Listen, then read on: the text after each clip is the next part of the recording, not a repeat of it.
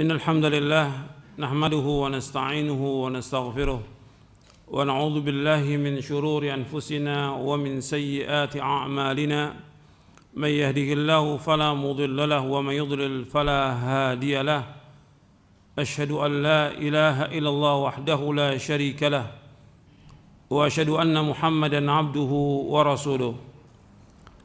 Ikhwan fiddin, azakumullah. Dalam hadis yang sahih yang diriwayatkan oleh Imam Bukhari dan Muslim, nanti akan ada doa ala abwabi jahannam, dai-dai yang berada di tepi jurang jahannam. Man ajabahum qadhafuhu fiha. Barang siapa yang memenuhi panggilan para dai tersebut, maka mereka akan mencampakkannya ke dalam neraka. Jadi Nabi SAW sudah menyebutkan nanti akan ada dai-dai yang berada di tepi jurang jahannam, yang mengajak manusia kepada kesyirikan, mengajak manusia kepada kekufuran, mengajak manusia ke neraka. Dan Nabi juga SAW bersabda dalam hadis yang sahih yang diriwayatkan oleh Imam Abu Daud dan yang lainnya dari sahabat Thauban radhiyallahu an, inna akhwafa ma akhafu ala ummati ala immatal mudhillin. Sesungguhnya yang paling aku takuti atas umatku imam-imam yang menyesatkan, tokoh-tokoh yang menyesatkan, dai-dai yang menyesatkan. Nabi menyebutkan dengan kalimat a'immatal mudhillin, imam-imam yang menyesatkan. Hadis ini sahih. Makanya kita wajib berhati-hati bagaimana membentengi kita dari syubhatnya mereka, pemahamannya mereka, atau ceramahnya mereka, yang membentengi dengan kita belajar dengan ilmu yang benar, Al-Quran wa Sunnah, dengan belajar, bukan mendengarkan syubhat, bukan mendengarkan ceramahnya mereka, bukan, tapi belajar Quran dan Sunnah, baca kitab-kitab para ulama salaf, baca buku-buku yang mengajarkan akidah yang benar, sehingga kita akan terjaga. Di samping itu juga kita memohon kepada Allah agar kita diberikan hidayah oleh Allah, ditunjuki ke jalan yang benar, ditetapkan di atas Islam dan Sunnah ala fahmi salaf, dan terus seperti itu dan mengamalkannya. Ini penting, ikhwan fiddin, azakumullah, karena zaman ini zaman fitnah dan banyak orang-orang yang pada hakikatnya jelas-jelas sesat. Seorang itu bisa menilai ketika dia orang yang berilmu, tahu ini. Sama seorang dokter menilai dokter ini enggak benar, ya dokter juga yang nilai. Seorang ahli teknik dia enggak benar, dinilai oleh ahli teknik yang lain. Begitu juga ketika kita melihat dai-dai itu sesat, ya tentu yang menentukan itu para dai.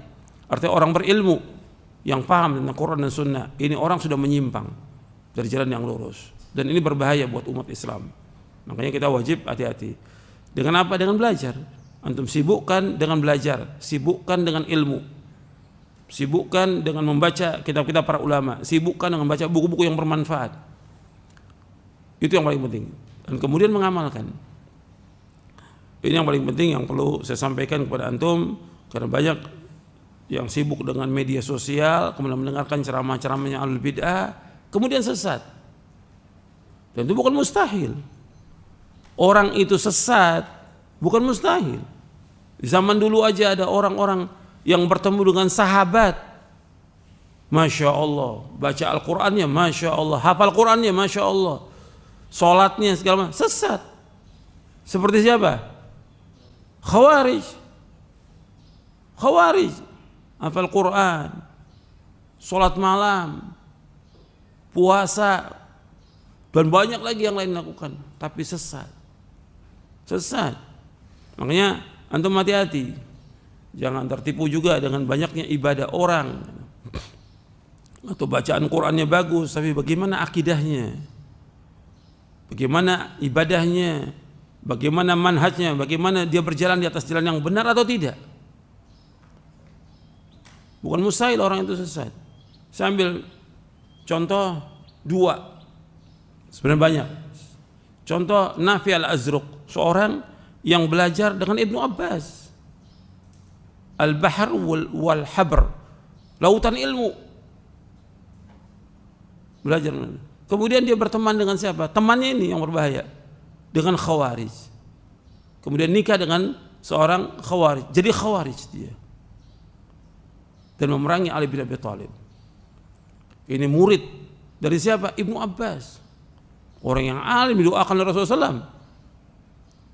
Tapi karena kemudian dia berteman dengan orang yang sesat, jadi sesat dia. Ada satu lagi, seorang yang ahli baca Al-Quran, Masya Allah, luar biasa baca Al-Qurannya. Sampai Umar bin Khattab radhiyallahu an, ketika Amr bin As menaklukkan Mesir, kata Umar kepada Amr bin As, buatkan dia rumah dekat dengan masjid untuk mengajarkan kaum muslimin Al-Quran. Dibuatkan rumah dekat masjid di Mesir. Namanya orang ini Abdurrahman bin Muljam Al-Muradi. Kemudian bagaimana? Kemudian dia berteman juga dengan Khawarij. Akhirnya orang yang ahli baca Al-Quran, ahli ibadah, kemudian dia membunuh Ali bin Abi Thalib radhiyallahu anhu. Dia awal hidupnya Masya Allah hafal Quran. Kata Al-Hafidh Ibnu Hajar Asqalani, wa khutima bisyarrin. Kemudian ditutup kehidupannya dengan apa? Dengan kejelekan, su'ul khatimah. Dia membunuh ahli surga, Khalifatul Rashid Ali bin Abi Thalib radhiyallahu anhu, yang Allah dan Rasulnya mencintai Ali bin Abi Thalib. Allah dan Rasul mencintai Ali bin Abi Thalib. Ahli jannah, dibunuh oleh Abdurrahman bin Muljam Al-Muradi. Akhirnya gimana? Ya diqisas, dibunuh dia. Dibunuh.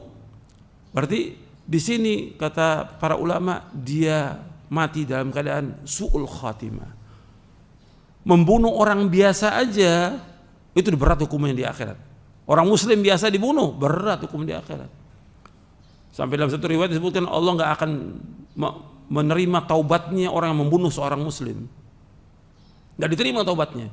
Sampai seperti itu.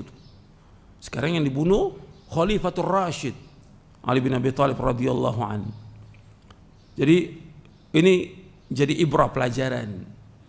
Antum belajar yang benar Quran Sunnah Fahmi Salaf, yakini, amalkan. Jangan cari teman ahlul bid'ah, jangan cari teman ahlus syirik, jangan cari teman ahlus syubuhat.